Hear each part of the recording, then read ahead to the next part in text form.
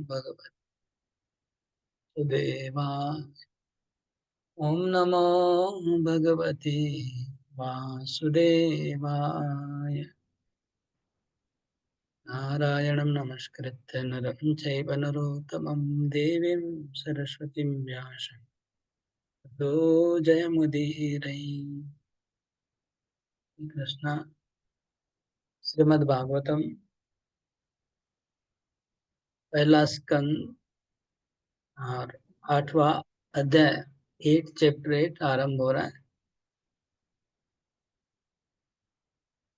मैं सोच रहा हूँ एक बार क्वेश्चन चैप्टर 1 से चैप्टर 7 का ओवरफ्लो बता देता हूँ, ताकि दिमाग में फ्लो कैसे बढ़ रहा है चैप्टर का वो याद रहे। और फिर 8 में हम लोग प्रवेश करेंगे। हरे कृष्ण। तो आप सभी को चैप्टर 1 से चैप्टर 8 का फ्लो याद रखना है थोड़ा सा। उसके बाद तो एक ही जैसा है, लेकिन यहाँ तक थोड़ा याद रखना जरूरी है क्या क्या हुआ। एक अध्याय से दूसरे अध्याय का संपर्क क्या है, थोड़ा कनेक्शन याद रखना है। तो पहला स्कंद में तो बहुत स्वाभाविक है कि पहले व्यासदेव अपना मंगलाचरण करते हैं, भागवत की महिमा, भगवान को प्रणाम करते हैं।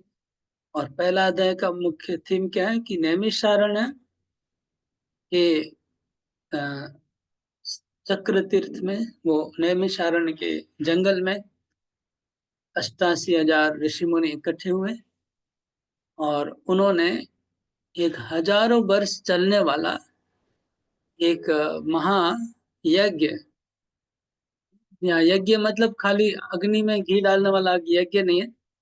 यज्ञ इंक्लूड बहुत सारी एक्टिविटी उसमें है। एक सत्र आरंभ किया, इसको सत्र कहते हैं। यज्ञ बोलेंगे तो खाली फायर सेक्रीफाइस वाला समझ में आता है, अग्निकुंड, लेकिन सत्र जब बोलेंगे तो सत्र में सब कुछ इंक्लूड होता है। तो एक सत्र आरंभ किया। ठीक है, यहाँ से ये भागवत का भूमिका शुरू हो रहा है। हजारों वर्ष चलने वाला सत्र, उसका पर्पस क्या था, उद्देश्य कि कलयुग आने वाला है। अभी कलयुग चालू हो गया है ऑलमोस्ट, क्योंकि भागवत जब नैमिषारण्य में चर्चा हो रही है तब कलयुग आरंभ हो चुका है ऑलरेडी। तो कलयुग आरंभ हो चुका है, तो लोगों को कैसे आध्यात्मिक कल्याण हो, इसलिए उन्होंने एक अच्छे विचार से ये किया। ये चल रहा था, उसी के बीच में फिर सूत गोस्वामी पधारते हैं और सब ऋषि मुनि सूत गोस्वामी को व्यासासन पे बिठाते हैं। और उन्होंने 6 प्रश्न पूछे थे, लोगों के कल्याण कैसे होगा उनको। तब सूत गोस्वामी ने कहा कि कल्याण होगा भागवतम से। तो पहले तो उन्होंने 6 प्रश्नों का उत्तर दिया, ये दूसरे अध्याय में 6 प्रश्नों का उत्तर दिया। और तीसरे अध्याय में उनका 6 में से एक प्रश्न ये था कि भगवान के अवतारों का बारे में हम लोग जानना चाहते हैं, भगवान क्यों अवतार लेते हैं, कितने अवतार हैं। तो तीसरे अध्याय में।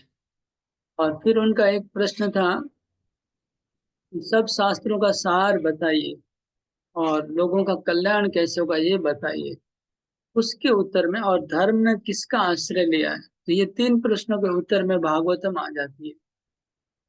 उन्होंने कहा कि सब शास्त्रों का सार भी भागवतम है, और भगवान चले जाने के बाद धर्म ने भागवत का आश्रय लिया है, लोगों का कल्याण भी भागवत से होगा। इसलिए सुत गोस्वामी बोलते हैं कि मैं आप लोग को भागवत सुनाऊंगा। तो ये था, जब कहे कि भागवत सुनाऊंगा, और मैंने भागवतम सुना था सुखदेव गोस्वामी से। परीक्षित महाराज जब प्रायवेशन किए थे, तब तब अभी फिर से उनका प्रश्न उठ गया कि भाई, आप भागवतम के बारे में बोल रहे हैं, तो भागवतम कब लिखा गया, व्यासदेव ने कैसे लिखा, क्यों लिखा, इसका उन्होंने प्रश्न पूछा। तो चौथे अध्याय में, चौथा, पांचवा, छठा, 3 अध्याय भागवत व्यासदेव ने कब लिखा, कैसे लिखा, इसका चर्चा होगा। तो चौथा, पांचवा, छठा 3 अध्याय, जिसमें व्यासदेव का जीवन आ जाता है, नारद मुनि का जीवन आ जाता है। नारद मुनि ने व्यासदेव को भागवत लिखने को कहा, ये सब आ जाता है। तो चौथा, पांचवा, छठा, छठे अध्याय के अंत में फिर से ऋषि मुनियों ने पूछा कि व्यासदेव ने सुखदेव गोस्वामी को भागवतम क्यों कैसे सिखाया, परीक्षित महाराज को कैसे श्रवण किया, ये भी हमको सुनाइए। सातवें अध्याय में फिर परीक्षित महाराज का जीवन चरित्र आरंभ हुआ।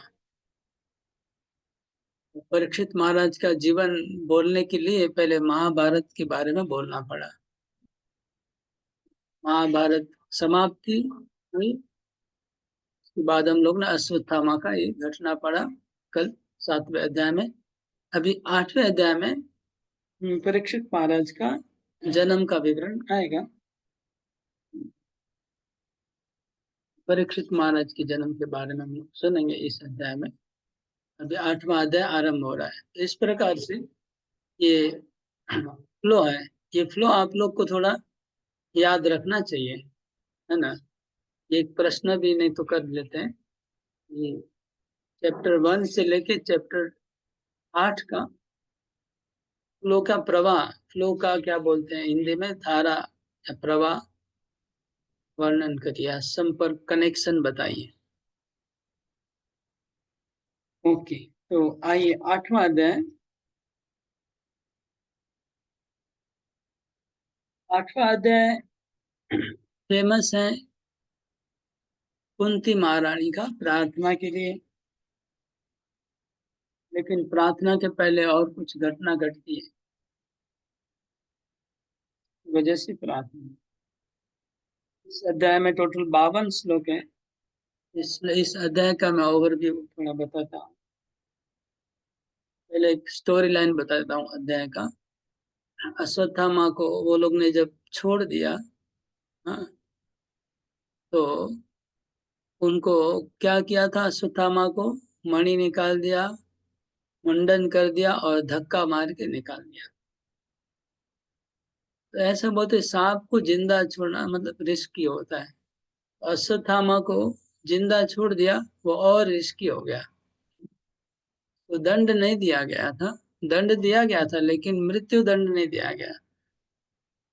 तो सर्प के लिए कहा गया है कि सर्प, मैंने सुना है, मैंने कभी प्रैक्टिकली देखा नहीं है कि सर्प को अगर कोई मारता है तो उसका बदला वो लेता है, कभी न कभी कैसे न कैसे वो बदला लेगा।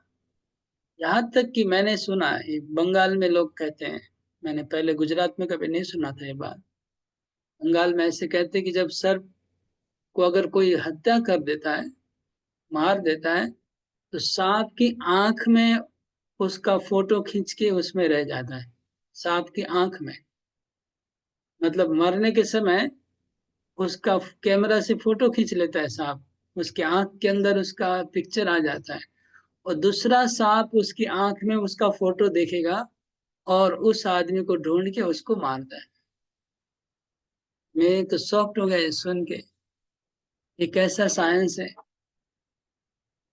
एक तो सर्प का बदले की कितनी भावना होती है, मतलब ईर्षा, सर्प एक ईर्षा वाला जीव है, इसमें ईर्षा ज्यादा होती है। और प्लस ये आंख में उसका फोटो रह जाता है, ये बात तो मैं कभी जानता ही नहीं था। आप लोग सुना है क्या ऐसा लोग? उर्मिला माता नहीं क्या बोल, कहीं देव लिखा है क्या रामायण में? नहीं लिखा तो नहीं, पर सुने है ये चीज, ये कहानी।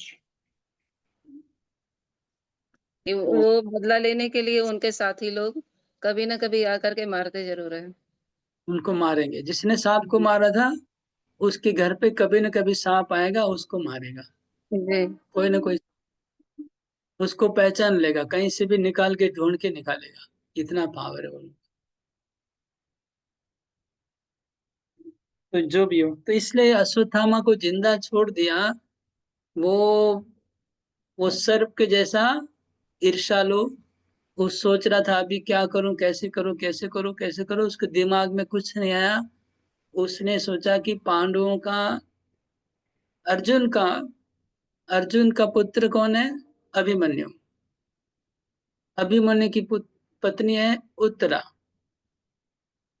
अर्जुन के और पुत्र, अर्जुन का पुत्र तो अभिमन्यु, अभिमन्यु का पुत्र उसकी पत्नी के गर्भ में है। अभिमन्यु की मृत्यु हो गई, लेकिन उनकी वाइफ प्रेग्नेंट है, ये अश्वत्थामा को पता चल गया। और प्रेग्नेंट वाइफ के ऊपर उसने ब्रह्मास्त्र चला दिया, जो कि बहुत ही अधर्म है। मतलब आगे के युगों में ऐसा कोई सोच नहीं सकता कि प्रेग्नेंट वुमेन को अश्वत्थामा एक ब्रह्मास्त्र चला दिया, उत्तरा को। ये बहुत ही खराब था, वो आगे हम पढ़ेंगे। तो फिर उत्तरा दौड़ते दौड़ते कृष्ण के पास जाती है, और कृष्ण ने गर्भ में जाके पर उनके गर्भ की रक्षा करते हैं। कि ये देख के कुंती महारानी बहुत ही भावुक बन जाती है, अति भावुक बन जाती है, और वो बहुत सुंदर प्रार्थना करती है कृष्ण को। वो प्रार्थना इस अध्याय में हम लोग पढ़ेंगे। ठीक है, आइए।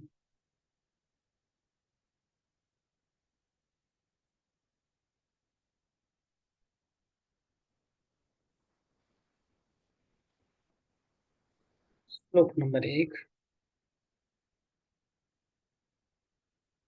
सूत उवाच। सुत गोस्वामी बोल रहे हैं, ये पहला अध्याय, पहला स्कंद पूरा सुत गोस्वामी बोलते हैं।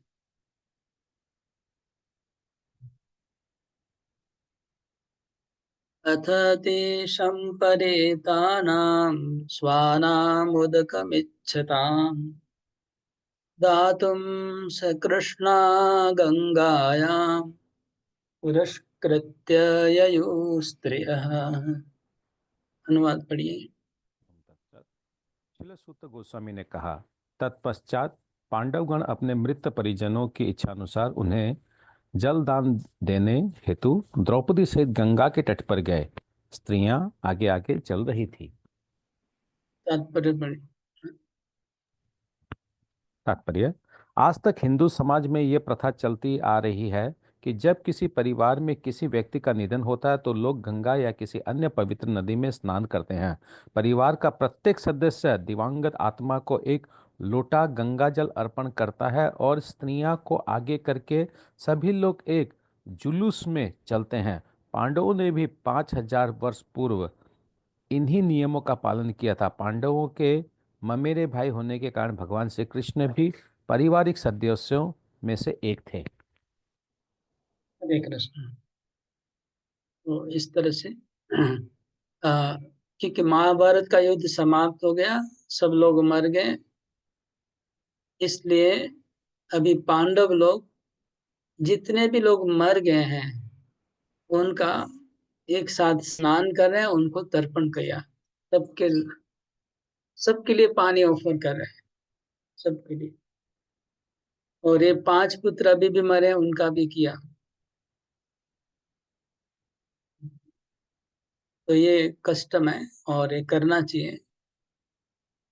ते नियोदकं सर्वे विलप्य च वृषं पुनः आप्लुता हरिपादाब्ज रजपूत सरिच्छले। ते उनके लिए नियोदकं सर्वे विलप्य च वृषं पुनः आप्लुता हरिपादाब्ज रजपूत सरिच्छले। हाँ। उनके लिए शोक करने तथा पर्याप्त गंगा जल अर्पित करने के पश्चात उन सब ने गंगा में स्नान किया, जिसका जल श्री भगवान के चरण कमलों की धूलि मिल जाने के कारण पवित्र हो गया है। यहाँ लिखा है विलप्य, विलाप किया। भृशम मतलब बहुत विलाप किया। पानी अर्पण किया है, जल अर्पण, और बहुत विलाप भी किया है। मतलब जल अर्पण करना चाहिए, क्योंकि पांडव लोग कर रहे हैं, तो वैष्णव लोग को करना चाहिए। ये सब कर्तव्यों को हमें कर लेना चाहिए अगर मौका मिलेगा तो। और विलाप किया, विलाप मतलब रोए। विलाप मतलब बोल बोल के जो रोते हैं उसको विलाप कहते हैं। कोई मर जाता है तो लोग रोते हैं ना, ऐसे बहुत लोग हैं। और फिर नीचे का लाइन बहुत सुंदर है। नीचे लिखा है, आप लोता मतलब नहाए, डुबकी दिए। किसमें डुबकी दिए? हरि पाद अब्ज रज, भगवान के चरण कमल की धूल, पूत उससे पवित्र बने जल में स्नान किया। भगवान के चरण कमल की धूल से पवित्र हुआ जल, उसमें स्नान किया। तो हमको खाली गंगा स्नान करने समय ये याद करना चाहिए, खाली स्नान नहीं, को याद करना चाहिए कि ये भगवान के चरण कमल की धूल से पवित्र हुआ जल है। इसमें तो लिख सकते थे कि गंगा जल में स्नान किया, ऐसे नहीं लिखा। भगवान की चरण कमल की धूलि से पवित्र हुआ जल में स्नान किया, मतलब गंगा में स्नान किया। ये इस भाव से स्नान करना चाहिए। तत्रासीनं कुरुपतिं धृतराष्ट्रं सहानुजम्, गान्धारीं पुत्रशोकार्तां प्रथां कृष्णां च माधव। वही कुरुवंशी के राजा महाराज युधिष्ठिर अपने छोटे भाइयों महाराज धृतराष्ट्र, गांधारी, कुंती तथा द्रौपदी सहित बैठ गए। वे सभी शोक से अत्यधिक पीड़ित थे। भगवान श्री कृष्ण भी वहां थे। यहाँ पर एक शोक का माहौल छा गया है। सब मतलब जितने भी लोग बचे हुए हैं, सब लोग एक साथ सबके लिए जल अर्पण करने के लिए गए। सब लोग गए सबके लिए। में धृतराष्ट्र भी आया हुआ है, गंधारी भी आई है, कृष्ण भी साथ में, उनके साथ वो भी जलदान कर रहे हैं। कृष्ण भी यहाँ पर लिखा नहीं है एक घटना जो महाभारत में आता है कि कुंती देवी कर्ण को अर्पण करती है पानी और रोती है। तब अर्जुन पूछता है कि आप कर्ण का जल क्यों अर्पण किया आपने, आप क्यों रो रहे कर्ण के लिए। तब कुंती ने डिस्क्लोज किया कर्ण कौन था। 4 नंबर श्लोक।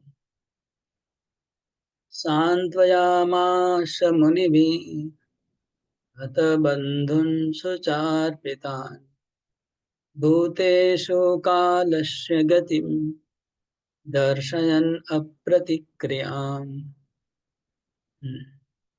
सर्वशक्तिमान के कठोर नियमों तथा जीवों पर उनकी प्रतिक्रियाओं का दृष्टांत देते हुए भगवान श्री कृष्ण तथा सभी मुनियों ने समस्त स्तब्ध एवं शोककर्ता जनों को ढांढस बंधाया। अब प्रश्न भी आ गया प्रभु, उस लिस्ट का नंबर 1 प्रश्न। ओके, प्रश्न बताएंगे तुम्हें क्या है। प्रश्न है, कृष्ण और साधु ने किस प्रकार पांडवों को ढांढस बंधाया। ओके, ठीक। तो अब सब शांतयामास, सांत्वना प्रदान किया। हत बंधुन, जिनके मित्र मर गए थे और बहुत शोकाकुल थे, उनको सब ने सांत्वना प्रदान की। मुनि भी, मुनियों ने कैसे सांत्वना प्रदान की, लिखा है भूतेषु कालस्य गतिम दर्शन अप्रतिक्रिया। कैसे ढाढ़वस बंधाया, कैसे सांत्वना दी। उन्होंने सांत्वना इस प्रकार दी कि भूतेषु कालस्य गतिम, जो काल है वो भगवान की एक शक्ति, जो काल है वो काल के आगे किसी की नहीं चलती है। मतलब जितने भी भौतिक जगत में जीवात्मा है और जितने भी पदार्थ है, सब काल के नियंत्रण में है। और काल की गति कैसी है, अप्रतिक्रिया। काल की गति को उन्होंने दर्शन दिखाया। काल की गति को दर्शन मतलब वर्णन किया। और अप्रतिक्रिया, अप्रतिक्रिया मतलब काल की गति को कोई रोक नहीं सकता है। तो काल की गति जो, जिसको रोका नहीं जाता है, इस तरह से उनको समझाया कि देखिए सब लोग मर गए। तो गांधारी बहुत रो रही है, 100 पुत्र उनके मर गए ना, तो बहुत दुख कर रही है। और कृष्ण को कोस रही थी वो, तो हे कृष्ण तुम्हारे लिए मेरे पुत्र मर गए। तो उनको सब समझा रहे हैं। पांडवों को भी दुख हो रहा है, अभिमन्यु की मृत्यु हो गई है, तो वो लोग भी रो रहे हैं। 5 पुत्र सबके मर गए हैं द्रौपदी के। तो इसलिए सबको ऋषि मुनि लोग समझा रहे थे। क्या बोल रहे थे कि काल की गति जो है वो बहुत ही क्या अप्रतिक्रिया, इसका क्या शब्द है, वो रोका नहीं जा सकता है। ओके, इस तरह से ढाढ़स बंधा है। अ, तात्पर्य में थोड़ा सा देखता हूँ, पूरा तो नहीं पढ़ने की जरूरत है, लेकिन स्टार्टिंग में लिखा है स्ट्रिंजेंट लॉ ऑफ नेचर, प्रकृति के जो कठोर नियम है वो भगवान के नियंत्रण में है, कोई जीव उसको चेंज नहीं कर सकता है। और बद्ध जीव हाँ शाश्वत काल से इस भगवान के नियंत्रण में है। भगवान सारे नियम बनाते हैं, भगवान के बनाए हुए नियम को ही धर्म धर्म कहा जाता है, तो उसको कोई टाल नहीं सकता है।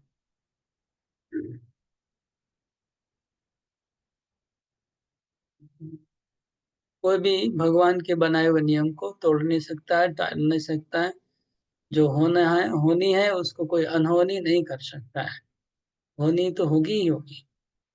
इस तरह से उनको समझाया गया। ठीक है, आगे बढ़ते हैं। इसका आप लोग तात्पर्य पढ़ लीजिएगा उत्तर के लिए, प्रश्न के उत्तर के लिए।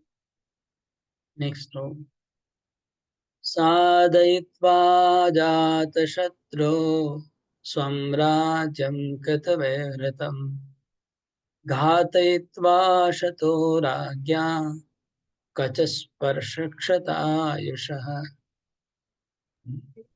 धूर्त दुर्योधन तथा उसके दल ने छल करके अजातशत्रु युधिष्ठिर का राज्य हड़प लिया था। भगवत कृपा से वो फिर प्राप्त हो गया और जिन दुष्ट राजाओं ने दुर्योधन का साथ दिया था वे सब श्री भगवान द्वारा मार डाले गए। अन्य लोग भी मारे गए क्योंकि महारानी द्रौपदी के केसों को बेदर्दी से खींचने के कारण उनकी आयु क्षीण हो चुकी थी। यहाँ पर एक प्रश्न तो लिख लीजिए, कचस्पर्श क्षतायुष, इसका मतलब क्या है? ये एक प्रश्न बना लीजिए, कचस्पर्श क्षतायुष। कच मतलब बाल, द्रौपदी के बाल। स्पर्श मतलब स्पर्श किया, द्रौपदी के बालों को स्पर्श किया। क्षता आयु से, इसलिए उनकी आयु खत्म हो गई। जिस दिन द्रौपदी के बालों को स्पर्श किया, दुशासन ने भरी सभा में उनको बाल पकड़ के खींच के लाया। कौन? दुशासन। दुर्योधन ने पहले एक सरवण को भेजा था, वो सरवण गया तो द्रौपदी ने उनको मना कर दिया कि मैं रजस्वला हूं, मैं नहीं जाऊंगी सभा में। उसको बोल दो, जिसको भी बोलना है बोलो, मैं नहीं जाऊंगी।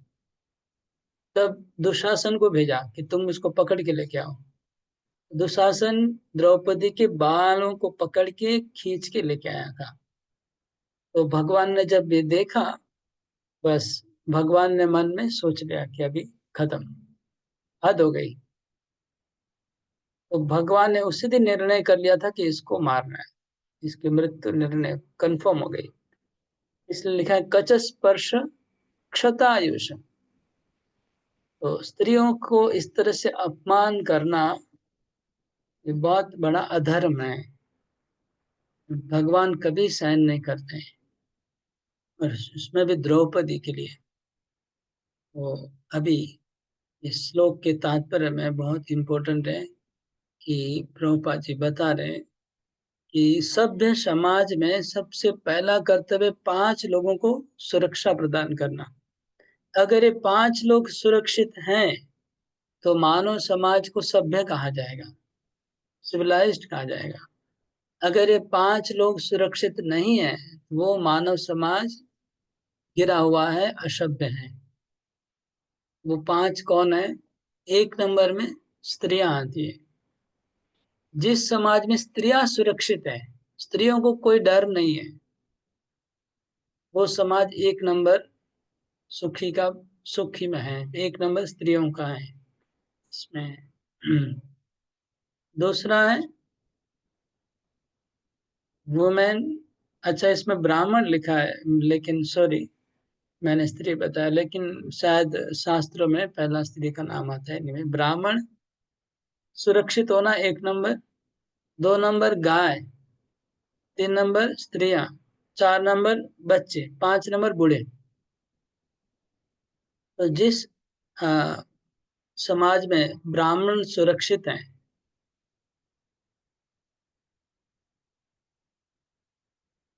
जिस समाज में गायें सुरक्षित हैं, गायों को कोई टेंशन नहीं है, गायें फ्री बिंदास घूम सकती है कहीं पर, स्त्रियां सुरक्षित हैं, छोटे बच्चे सुरक्षित हैं, और बूढ़े सुरक्षित हैं, वो समाज, वो कह सकते हैं कि वो सभ्य समाज है, मनुष्य समाज है, धर्ममय समाज है, और वो समृद्ध समृद्धि संपन्न वो मानव समाज है।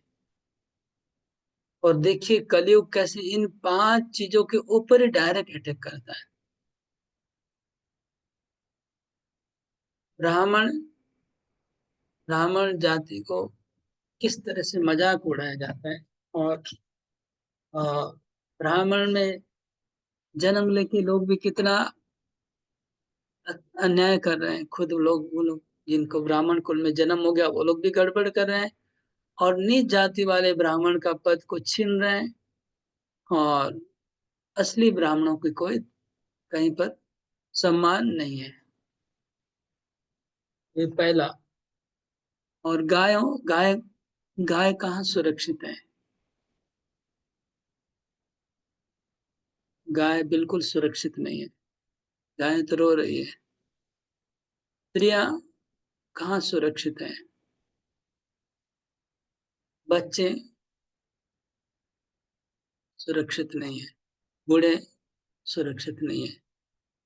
तो जब समाज गिर जाएगा, उसमें क्या होगा? उसमें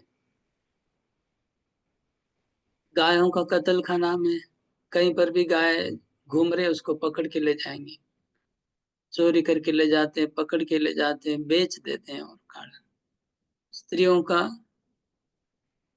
व्यापार बिंदास चल रहा है, प्रोस्टिट्यूशन। और स्त्रियां सुरक्षित नहीं है, किसी किसी देश में सुरक्षित है, किसी किसी देश में सुरक्षित नहीं। उनको अपमान करते हैं लोग, उनको टीज करते हैं। ये एक्चुअली सिनेमा और फिल्म और टीवी इससे ज्यादा उस्काया जा रहा है। मेरे को बहुत शॉक्ड लगा, मेरे को भाई इतना आश्चर्य लगा कि मैं देखा अपनी आंखों से कि,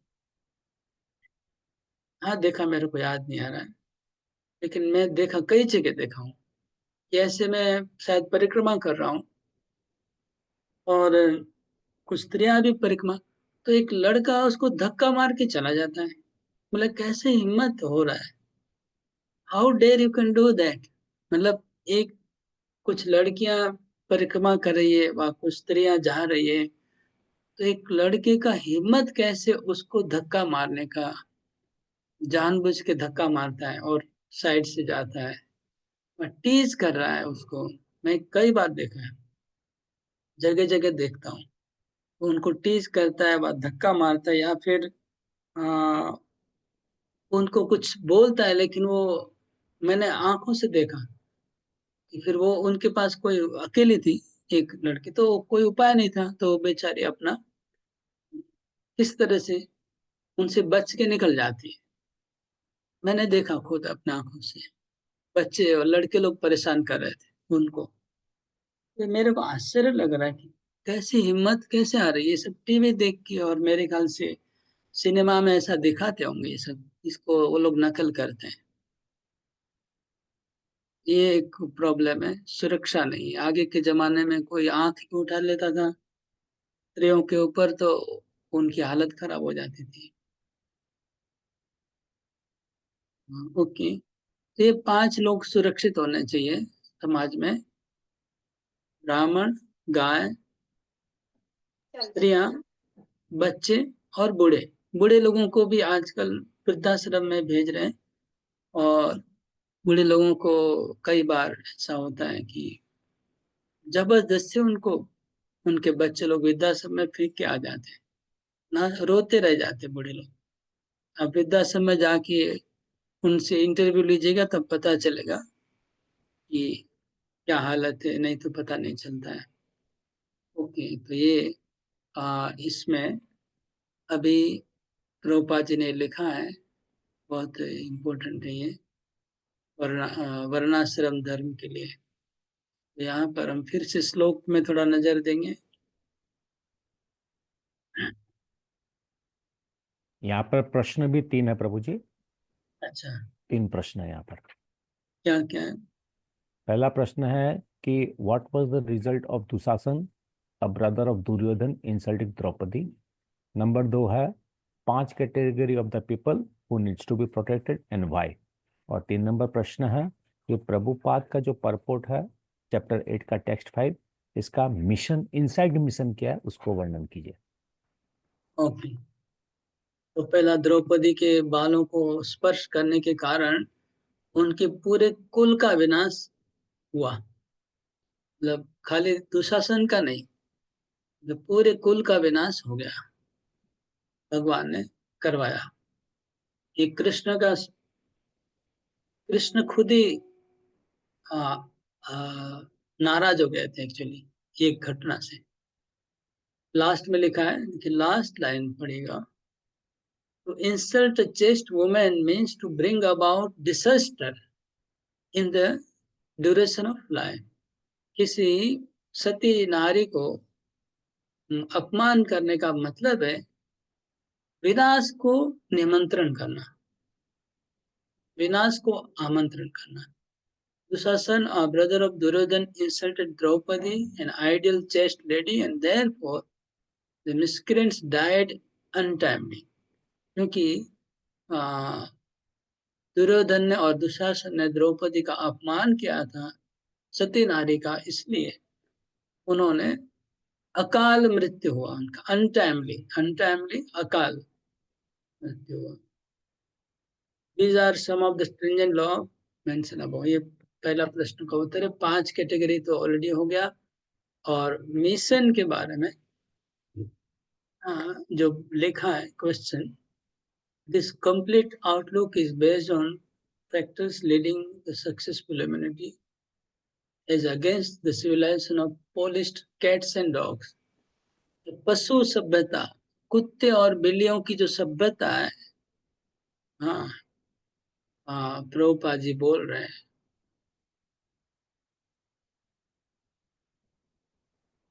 this complete outlook is based on factors leading to successful humanity against, इसके विरोध में, कुत्ते और बिल्लियों के विरोध में ये जो समाज होना चाहिए, सभ्य समाज, उसका वर्णन है।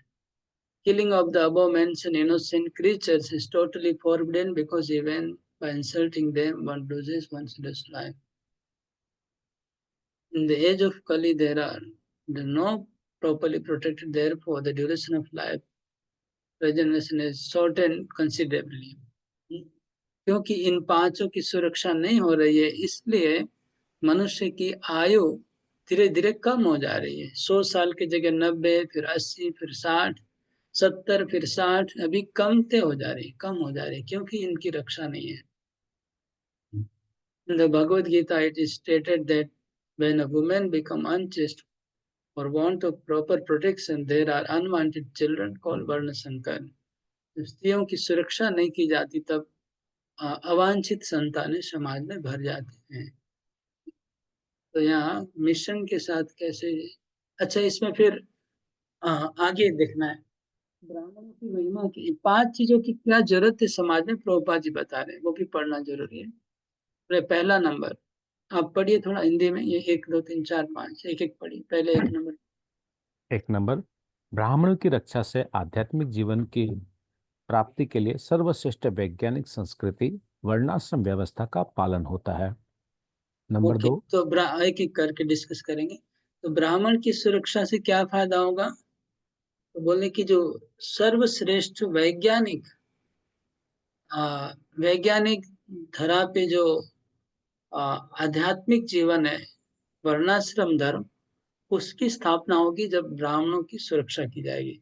नहीं तो वर्णाश्रम टूट जाएगा। वर्णाश्रम क्या है? वर्णाश्रम है most scientific culture for attaining spiritual life. वर्णाश्रम मतलब सर्वोच्च आध्यात्मिक संस्कृति पे आध्यात्मिक जीवन प्राप्त करने का ये इंस्टीट्यूशन है वर्णाश्रम। वर्णाश्रम में स्पिरिचुअल लाइफ मतलब जीवन अटेंड करना संभव है। ये इसका महिमा है ब्राह्मणों का। ब्राह्मण होने से ये हो पाएगा, क्योंकि अगर ब्राह्मण नहीं है तो जैसे आपका हेड सर नहीं है तो फिर पेट और पांव और हाथ क्या काम करेंगे? तो पहले ब्राह्मण, अगर सर ठीक होगा तो बाकी सब ठीक हो जाएगा। ब्राह्मण लोग ठीक कर देंगे। 2 नंबर पढ़िए।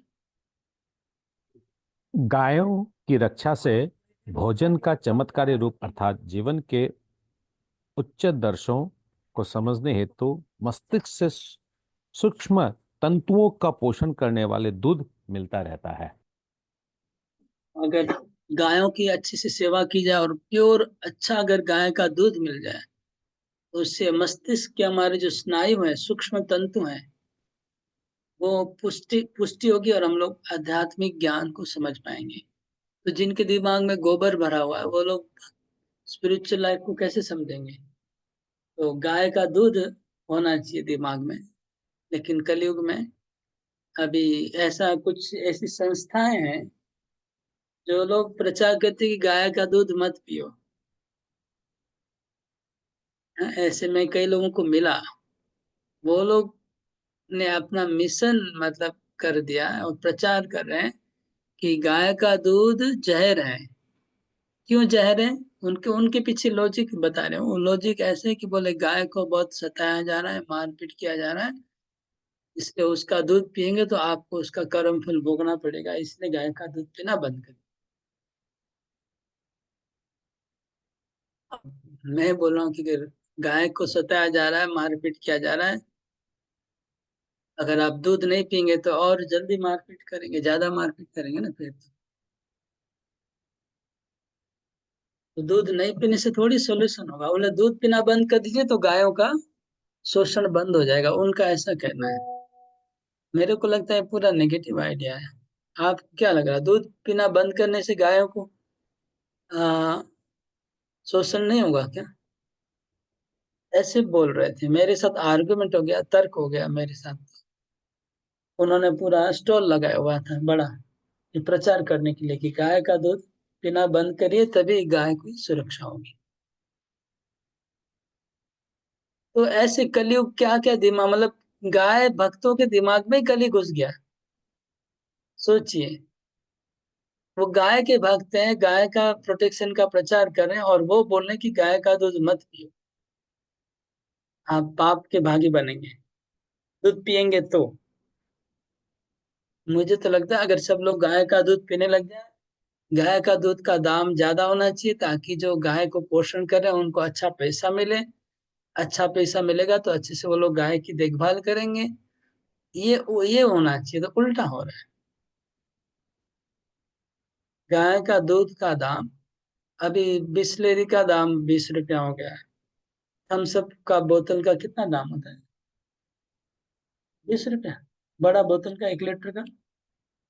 ओके, थम्सअप का 80 रुपया है। उसमें खाली पानी है और शुगर है। शुगर, पानी और एक कार्बोहाइड्रेट, उसको मशीन से कार्बोहाइड्रेट किया गया, उसका 80 रुपया है। और दूध हमको चाहिए 50 में, 60 में 1 लीटर, जबकि कितनी वैल्यू ज्यादा है दूध की। तो थम्सअप से हमको दूध सस्ता चाहिए। थम्सअप में खाली कुछ नहीं है, वे खाली पानी है, पानी और कुछ नहीं है। और शुगर भी रियल शुगर नहीं है, वो ब्राउन, वो दूसरा शुगर है, सेक्रिन। शुगर एक्चुअली नहीं है थम्सअप में, सेक्रिन है, क्योंकि शुगर लेस चाहिए ना उनको। सेक्रिन का दाम बहुत सस्ता है। सेक्रिन के बारे में जानता हूँ क्योंकि हमारे एक रिलेटिव बिजनेस कर रहे थे सेक्रिन का। तो सेक्रिन पानी पानी के भाव में मिलता है। सेक्रिन और पानी मिला के बेच रहे हैं, उसका 80 रुपया है। और दूध हमको चाहिए 50-60 में। तो दूध का भाव अगर ज्यादा होगा तब ग्वालों को पैसा मिलेगा, फिर वो गाय को ठीक से खाना खिलाएंगे। तो प्रॉब्लम क्या है, ये देखिए सरकार और जो मार्केट क्या है, सस्ती चीजों को बहुत महंगी बेच रहे हैं। मतलब चॉकलेट वोकलेट जो भी चीजें बहुत महंगी बेच रहे हैं, और जो सब वास्तव में बहुत कीमती चीजें, बहुत मूल्यवान है, उसको सबको सस्ते में चाहिए। दूध वगैरह जो सबसे मूल्यवान चीज है शरीर के लिए। तो ये सभ्यता उल्टी जा रही है, उल्टी सभ्यता जा रही है। इसलिए फिर बोलते हैं, ऊपर से बोलते हैं दूध मत पियो, तो फिर ग्वाले तो गाय को करेंगे क्या, दूध नहीं पियेंगे तो फिर तो मारेंगे ना गाय को। एनीवे मेरे कुछ विचार बताए, लेकिन ये विचार यहाँ हम लोग 10 जन डिस्कस तो कोई लाभ नहीं होगा आपस में। 3 नंबर क्या है, चार स्त्रियां, तीन।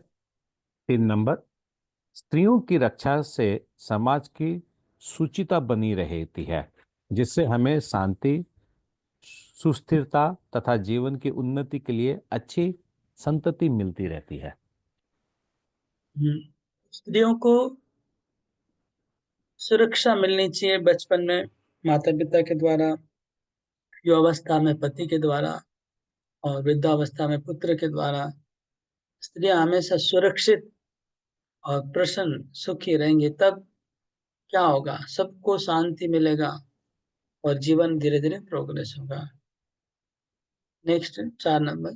4 नंबर, बच्चों की रक्षा से मनुष्य जीवन को वह सुनहरा अवसर प्राप्त होता है जिससे भावबंधन से मुक्ति का मार्ग प्रशस्त होता है। बालकों को ऐसी रक्षा उन उसके गर्भ के समय से ही गर्भाधान संस्कार नामक शुद्धिकरण की प्रक्रिया द्वारा प्रारंभ हो जाती है। ओके, बच्चों का सुरक्षा, बच्चों को भी सुरक्षा। आ, कई बार सुनते हैं ना, बच्चे को किडनैप करके ले जाते हैं और किडनी बेच देते हैं। कई बार न्यूज़पेपर में कांड आते हैं बच्चों को खो जाने का, गुम हो जाने का, और उनकी किडनियां निकाल निकाल के बेच देते हैं। ये कैसा कलयुग आ गया, इतना डेंजर है। एक बार तो कलकत्ता के न्यूज़पेपर में आया था, कहीं किसी होटल के पास में से छोटे छोटे बच्चों की कितनी सारी, मतलब इन्फेंट बच्चे, मतलब जन्म के साथ तुरंत जो बच्चे इन्फेंट के 10-15 इन्फेंट की लाश से मिली थी। ये सब न्यूज 2-4 दिन दिमाग में रहते, सब भूल जाते हैं बाद में। कितना बड़ा स्कैंडल है, लेकिन लोग सब भूल गए, पैसा दे के सब दबा दिया। मतलब सोचिए, होटल के डस्टबिन के साइड से छोटे इन्फेंट के छोटे छोटे लाश मिली थी, जो नवजात शिशु की लाश से मिली। तो कितना सीरियस केस है, कितना सीरियस है, लेकिन वो भी छुप गया कुछ दिनों के बाद। उसकी कोई बातें नहीं करते, सब भूल जाते हैं। दूसरी, एक बार एक न्यूज आया था दिल्ली में, एक होटल में, दिल्ली में एक होटल था, शायद होटल का मालिक या कुछ था, उसकी कमरे से हड्डियां मिली, बहुत बच्चों की हड्डियां मिली। वो रेगुलर खाली बच्चों को खाता था, एक एक बच्चों को चुरा के लाता था और उसी को खाता था खाली। तो एक बार अचानक किसी को डाउट हुआ, तो फिर उनको हड्डियां मिली उनके रूम में से। अब उसके ऊपर लोग रिसर्च करने लग गए। मतलब यहाँ दंड देने का कोई भलाई नहीं है, कलयुग है ना, किसी को दंड नहीं मिलता है, खाली रिसर्च करने लग गए। ये मान्य है क्यों वो मनुष्य के बच्चों को खाता था, इसके ब्रेन में क्या लिया है, उसके हृदय में क्या है, उसको रिसर्च करने लग गए। तो दंड देने के बदले उनको एक चारा मिल गया रिसर्च करने का। इसके अंदर ऐसा क्या है कि वो मनुष्य को मांस खा रहा है। ओके, ठीक है, तो ये 5 को सुरक्षा करना और ओल्ड। 5 नंबर। 5 नंबर, वृद्धों की रक्षा से उन्हें मृत्यु के पश्चात श्रेष्ठतर जीवन की तैयारी करने का सुअवसर प्राप्त होता है। तो वृद्ध लोगों को अगले जीवन में भक्ति करने का मौका दे देना चाहिए। वृद्ध लोगों को हमें ऐसा करना चाहिए, समाज को करना चाहिए कि ठीक है आप लोग अभी भक्ति करिए बस, और कुछ नहीं करना है। ऐसा समाज होना चाहिए कि उनको भक्ति के सिवा दूसरा कोई चारा ही नहीं मिलना चाहिए उनको, कुछ टेंशन नहीं होना चाहिए, और कोई काम नहीं होना चाहिए, और कुछ करने का मौका नहीं मिलना चाहिए बूढ़ों को। मतलब 3 चीज बोल रहा हूँ। एक नंबर तो उनका और कोई काम नहीं होना चाहिए, फ्री होना चाहिए। दूसरा नंबर, उनको और कुछ करने का मौका भी नहीं देना चाहिए। बोलिए रोहिणी माता जी। हरे कृष्णा प्रभु। जैसे स्त्रियों के लिए आप बात आया ना, तो यहाँ पर अच्छी संतति, तो संतति का अर्थ संतान हुआ। हाँ, नेचुरली संतति मतलब संतान, यही है। अच्छी संतति, अच्छी संतान उत्पन्न होंगे नेचुरली। संतति मतलब संतति मतलब विस्तार। संतान संतान संतान संतान, इसको विस्तार कहते हैं, इसको संतति कहते हैं। जी प्रभु। कुल का विस्तार, समाज का विस्तार। हाँ हाँ, सार्थ इसके श्लोक। प्रभु जी, ये जो क्वेश्चन आपने पहले बताया था कि ऐड करने के लिए, कि क्वच, जो कच आपने बताया था ना, क्वच। हाँ स्पर्शक्षता आयुष। हाँ, कच स्पर्श, तो यही क्वेश्चन, क्वेश्चन नंबर 4 भी सेम है ना प्रभु जी, कि व्हाट इज आ द गया रिजल्ट वो ऑफ दिस? क्वेश्चन, आ गया। हाँ, ऑलरेडी आ गया हाँ, लिस्ट वो में। सेम है ना प्रभु जी? हाँ हाँ हाँ, वो आ गया। अलग से करने की ठीक। जरूरत नहीं। मेरे को पता नहीं था, मैंने बोला। एक ही क्वेश्चन है।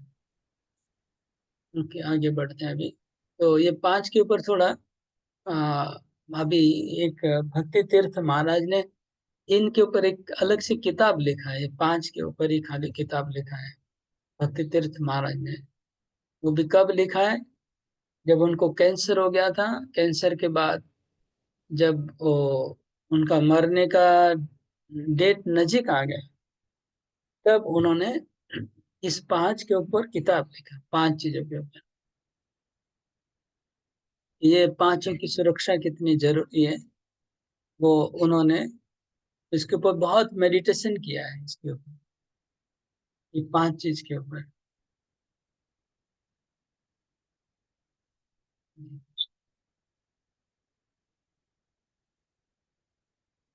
साधयित्वा अजात शत्रु, कृष्ण ने क्या किया? अजात शत्रु मतलब अर्जुन, युधिष्ठिर महाराज को पृथ्वी का सम्राट बना दिया कृष्ण ने। स्वराज्यम कितवे हृतम, युधिष्ठिर महाराज के राज्य को कितव, कितव मतलब कितव मतलब होते हैं लुटेरे।